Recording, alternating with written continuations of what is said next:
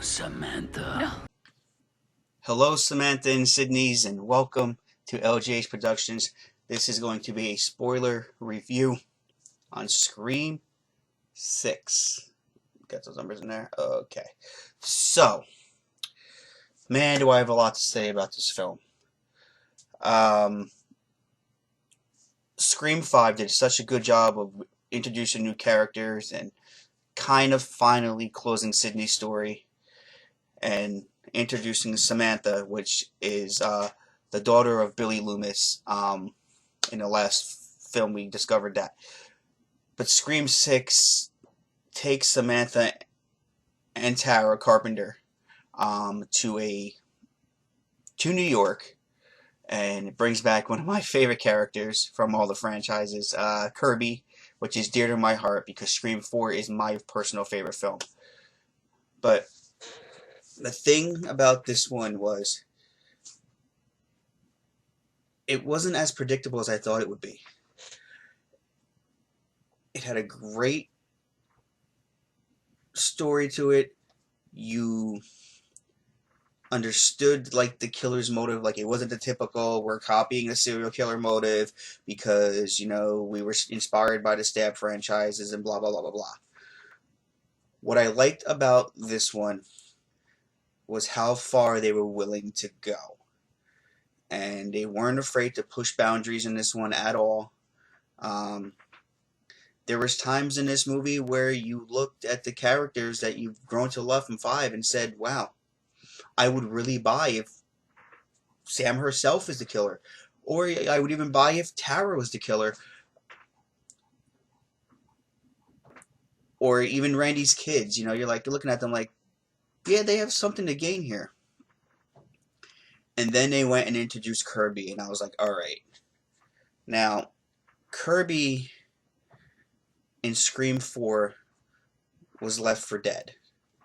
I really thought she was going to have something to do with it as far as being the killer eyes, but she didn't. Which, as much as I wanted, I understood why they didn't make it that way. So, the film starts off with an opening kill. Killer killing somebody in an alley, and only to get killed off himself because he was an apprentice to the killers already. Pretty cool, actually. I actually liked how they did that. They did 2 opening kills instead of 1, which I thought was right there, was outside the box.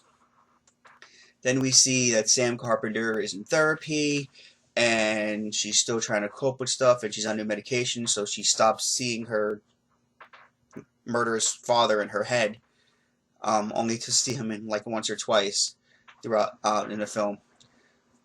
And then we meet the new cop that's trying to figure out what's going on with the murders and how everything's connected to Sam, because Sam has very, very negative publicity on her.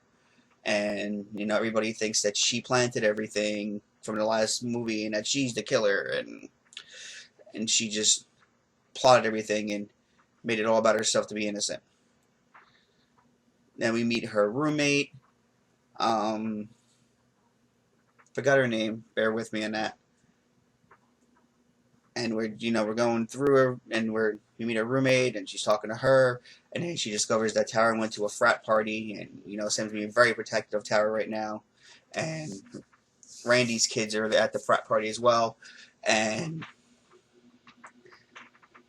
Tara's not coping with it like she should be. She just wants to move on. She's like, F this, you know, Sam, you gotta move on, you know, I'm not gonna live my life like this. I want to go to college, I want to get done, I want to be successful. I'm not gonna do this. I'm not gonna live my life and be chased like Sidney Prescott was. I'm not doing it. You want to do that? That's fine. That's on you. And so then as they start to talk about that, you know, they're chased through New York by a killer and stuff like that. And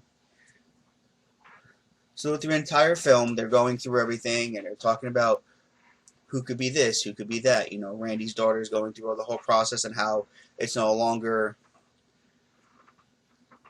a franchise, that they're now entering their own franchise, and there's new rules because there's the reboots and stuff like that, and they're going down the list of who could be killers and everybody else. So, it is then revealed that there's a whole Scream museum of all the past killers. This guy was able to, or this person I should say, was able to get a hold of all the evidence throughout the Scream movies. I mean, we have stuff from Billy, we have stuff from Stu, we have stuff from Roman, we have stuff from Billy's mother, we have stuff from Jill, and it really hit to home on that one for Kirby when she saw the very same knife that had stabbed her in the side and where she was left for dead. A part of me really, really, really wanted Kirby to be the killer in this, but I understood why she wasn't. Like, they needed her, and so it worked out. And as we're going through the film, they're talking about everything, and they're going through the motions, and the ladder scene is probably the most intense scene of this film. Like, you get chills when they're on that ladder, and then when that person fell off the ladder and hit that dumpster, you just were like, ah. And, of course, throughout the movie, you expect Sam's new love interest, and, then Gail's in the film, and they're mad at Gail because they're talking about how Gail made a book about it, and they forgive Gail, and then the killer goes after Gail, and again, you kind of think Gail's, but she's not.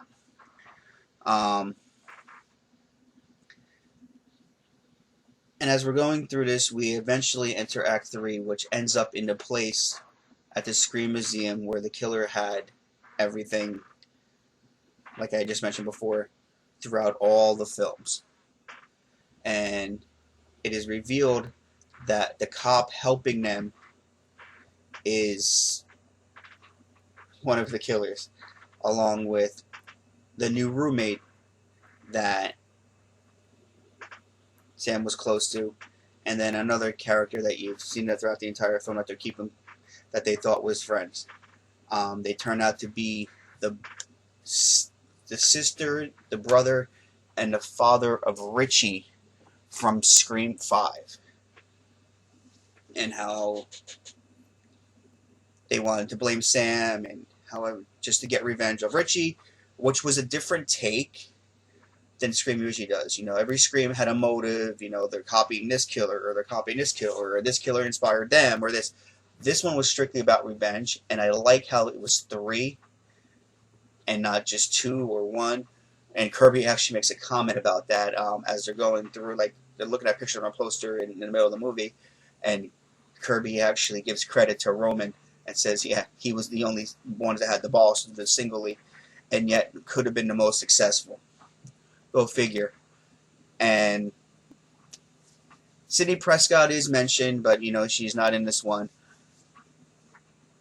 And, she's going through the motions, Sam, from all the trauma, and she sees her dad, and her dad says, you know what you have to do. This isn't new to you. And they go through an entire, big,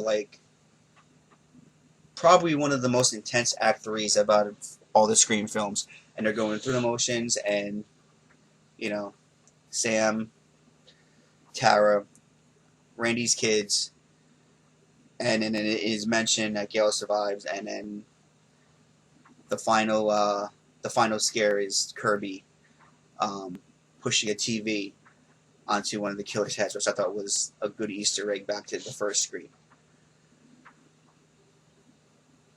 So, was it good? Yes, I thought it was a very, very good way to keep this particular franchise going. I am a little curious to see what they're going to do in Scream 7, but all out, it was fun.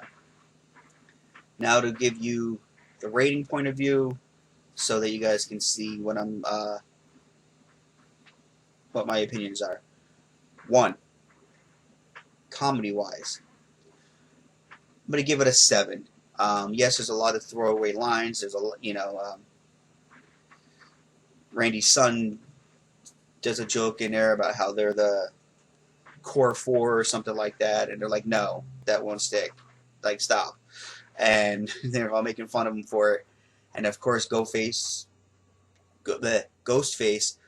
does have his throwaway lines that he does, and there's a bit of comedy, some wisecracks from Kirby and from Gale, and you even see Tara hit Gale as a few Easter eggs just from 1 and 2. You know, Gale being Gale's ego and trying to make money off of this all over again because, you know, that's how Gale makes her money. Feeding off Ghostface and stuff like that. So, comedy-wise, like I said, a solid 7. Drama-wise, I'm going to go with an 8 because I felt like they did a good job of keeping up with the whole trauma of Samantha being Billy Loomis's daughter and coping with it, and then realizing that she's got to protect her friends and protect Tara and make herself believe that she is not a killer, and whoever this Ghostface is following her, she just wants to stop it. So they do a good job with that. Action wise, it does leave you at the edge of your seat, leading up to like all the thrills and chills and stuff like that. Horror wise, I'm gonna give it a solid 9. I think it keeps up with it, and it leaves you very suspenseful, if that makes sense, and wanting more, wanting to see what's going to happen next, and you were on the edge of your seats, no doubt. And altogether, I'm going to give Scream 6. I'll give it a 9 out of 10. I did a good job with this one. Like I said, one of my favorite things about this movie is that they did bring back Kirby.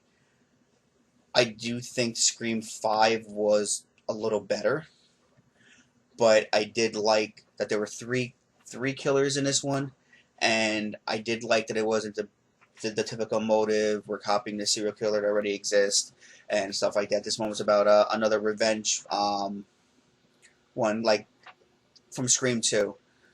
I do like how it was about a father and a daughter and a son revenging Richie, which was kind of cool. It is worth watching. Of course, I'll be buying it when it comes on Blu-ray. It was a very, very, very interesting Scream movie, and I did enjoy it. So yeah, that's my take on Scream. Thank you all, and as they say in the movies, that's a wrap.